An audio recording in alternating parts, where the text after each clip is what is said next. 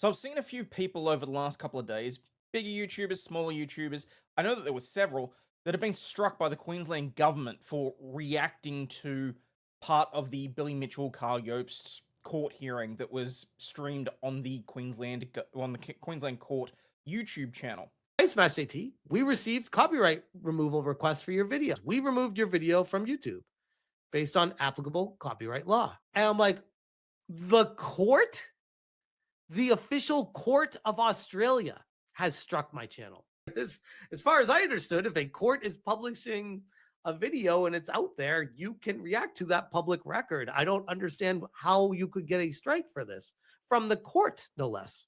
Now, I want to preface this very straight off the bat. I'm in favor of the position of these YouTubers, but I have managed to watch a couple of videos, not all of them, of some individuals, and at least a couple of them don't seem to understand the intricacies of international law and that sort of thing. Now, don't get me wrong, I'm acutely aware that, specifically with YouTube, DMCA, Millennium Digital Act, all that sort of stuff, is purely the jurisdiction. I completely understand and agree with that. That's why, as far as I'm concerned, the Queensland Government, on behalf of the DOJ and the District Court of Queensland, should not have issued any of those copyright strikes. But what has irritated me slightly is that a number of these people have assumed that US law is the be-all end-all and the only thing that applies in this situation, and that as a result of that, they can just disregard everything else that's going on. As far as I'm concerned, this isn't really a copyright issue, frankly. Yes, the copyright strike should not have been issued. Yes, the copyright does belong to the Queensland Government. However, much like in the US, we have fair dealing, we have fair usage of videos for commentary purposes. But, as many of you here on the channel will be aware, there are very specific reasons I do not cover hearings here in Australia. We've already had multiple Australian YouTubers hauled before the courts for contempt of court for rebroadcasting and republication of court hearings. Because unlike in the US, where you have First Amendment protections for journalism, for open courts, all that sort of stuff, we don't have that here.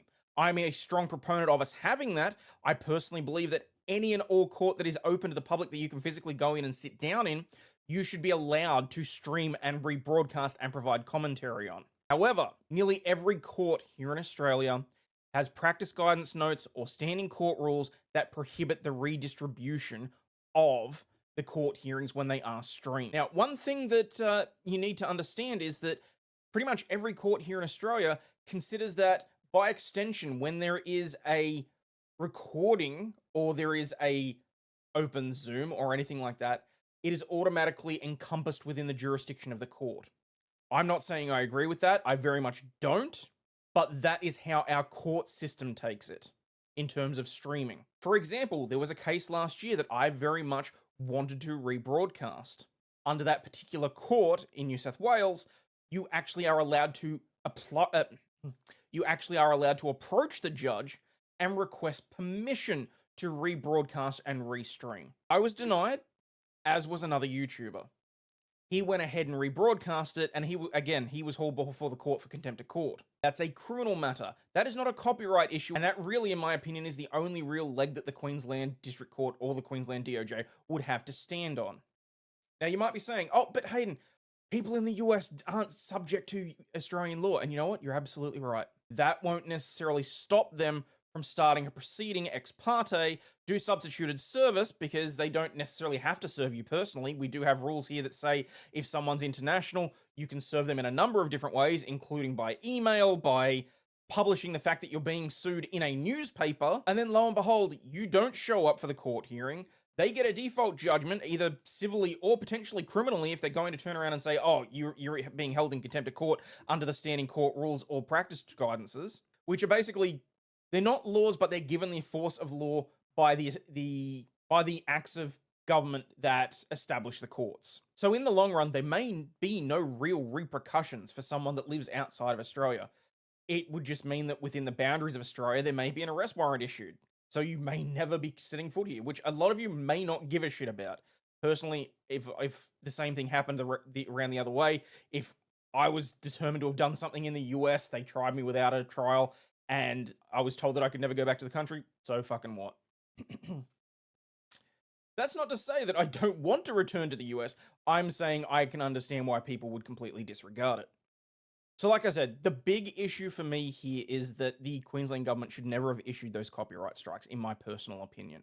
The simple fact of the matter is that irrespective of whether or not the court considers that the streams are within the jurisdiction of the court, irrespective of where they are viewed, which, like I said, I don't agree with it. That's how they interpret it. That's how they act on their own jurisdiction. Irrespective, we should be entitled to be able to give commentary. And frankly, of the two YouTubers that have lodged legal complaints against the Queensland government, I wish them all the best. The fact that our journalism in terms of criminal cases is so hamstrung to the point where we can't really give any sort of information or commentary on a legal case whilst it is ongoing. That's why I haven't been able to provide commentary on some of the bigger ongoing cases, because as a lawyer, I'd be risking my practicing certificate, let alone contempt of court, let alone a whole bunch of other things that would be problematic. And frankly, I hate it. I really do. There are so many things that I'd rather be able to comment on because, I get the comments of, oh, you're an Australian. Who gives a shit what you think about US law? You know what? You know why I give a shit about US law? Because I'm able to comment on it. Because I am actually able to. Because I am able to comment on it. And the only reason that I am able to is because the US has such a free and open and transparent system because of the First Amendment. I pray every day that we would receive the same sort of protections here. In 5-10 years' time, I would potentially look at moving to the US purely just because of that. In the end, the copyright strikes are not justified. Not under the DMCA as far as I'm concerned in US law. And the trouble is that I don't think that's necessarily going to be the end of it. Because you got to remember, the Queensland DOJ, the Department of Prosecutions, and you got to remember, this is all going to be held in the federal court because it's federal copyright law here in Australia. There's a good chance they'll do it just because they can, because they got nothing better to do. And if the district court decides that it's a state matter, that it's a court internal matter, if they decide that, oh, there's a whole bunch of people here that, irrespective of the fact that they've breached copyright on our interpretation, we still consider that even if they haven't breached copyright, that they've breached our court internal rules. We're still going to try and hold them accountable. Now, people may say that that is absolutely ridiculous, and I agree with you. But when you have people that have nothing better to do and effectively have an unlimited state-funded budget, I will not put it past them in the slightest. That's just the long and the short of it.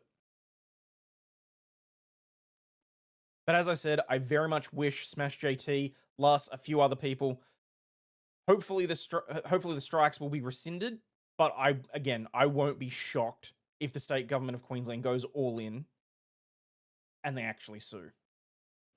Whether that is going to be in the US under the DMCA, or whether or not they try it here in Australia.